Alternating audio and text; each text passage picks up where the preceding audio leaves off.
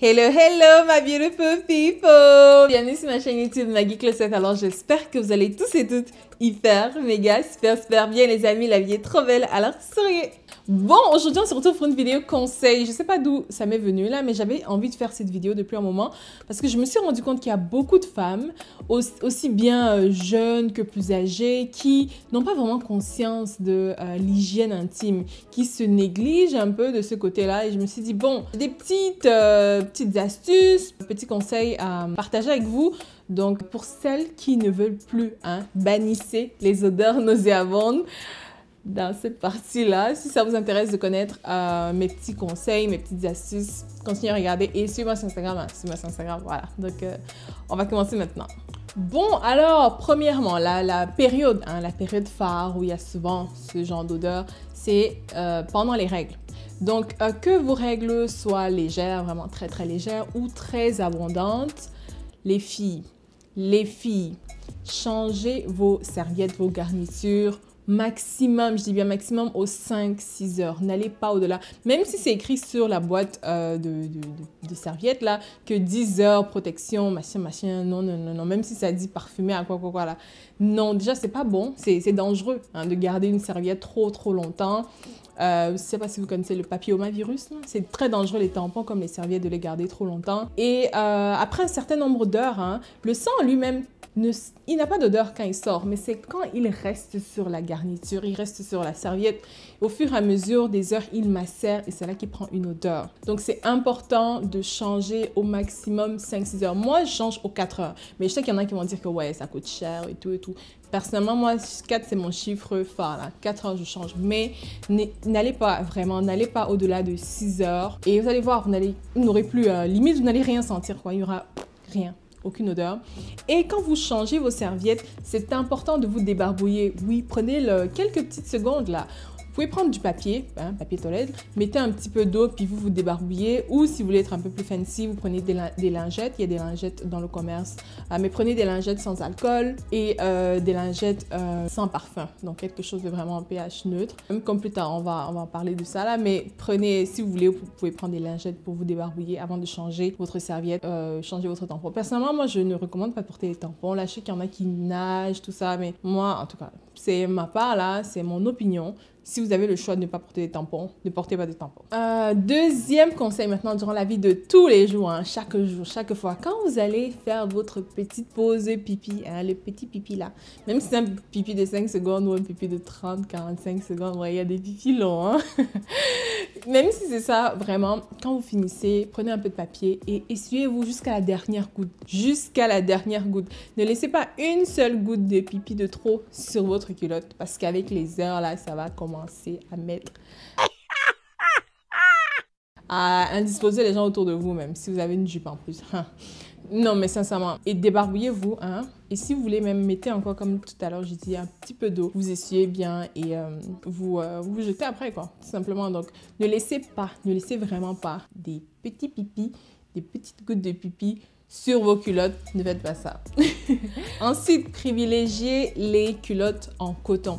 Déjà, privilégiez les cotons aux strings. Évitez de porter des strings, des tangas, tout ça. Je ne parle pas de culottes grand-mère. Il y a des culottes vraiment bien jolies en coton. Privilégiez le coton, c'est bien, ça permet à votre vagin de respirer et tout. Donc, privilégiez le coton et des culottes régulières. Pas trop... Les strings, franchement, personnellement, je trouve que ce n'est pas très hygiénique. Mais bon, on peut comprendre qu'il y a des occasions où vous vouliez en mettre. Vous voyez de quoi je parle. Ne portez pas des vêtements trop serrés. Évitez de porter des pantalons. Je sais, moi aussi, j'adore les jeans. J'aime mon jean favori, la bleue.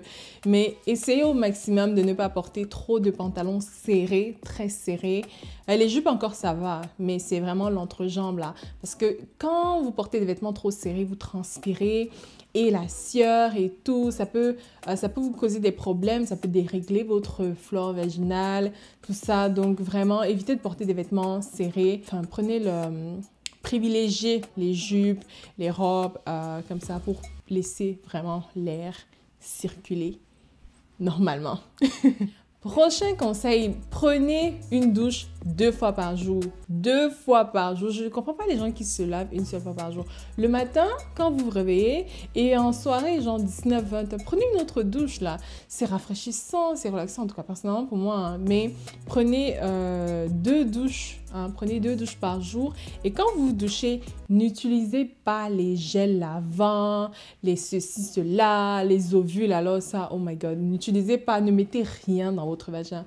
Juste de l'eau. La nature est bien faite. Hein. Dieu a bien fait les choses. Vous n'avez pas besoin de tout ça. Votre vagin se nettoie tout seul de lui-même. Tout ce que vous avez à faire, c'est vraiment mettre de l'eau dessus. Hein. Vous n'avez pas besoin de ça avant. Même si le pH est neutre, ceci, cela. Non, ne mettez rien. Juste de l'eau. Juste de l'eau.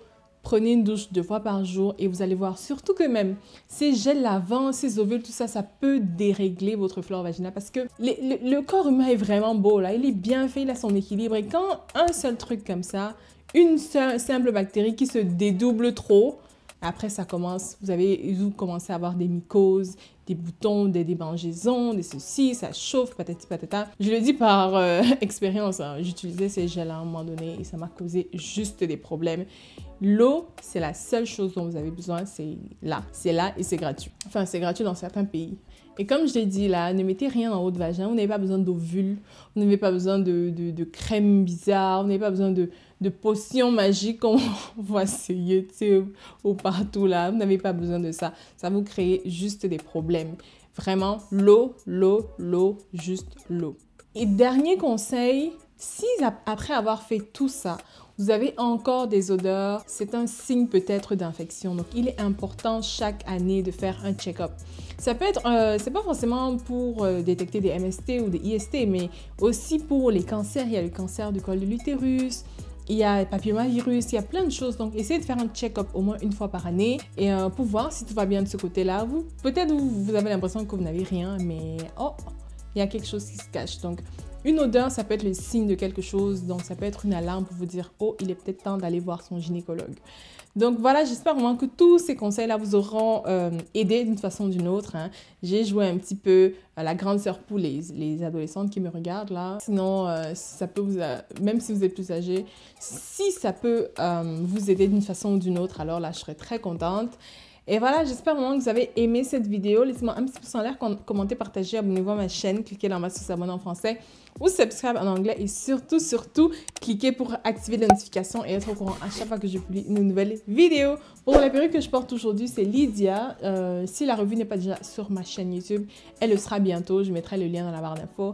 Et voilà, je vous fais d'énormes bisous. Mouah. Bye bye.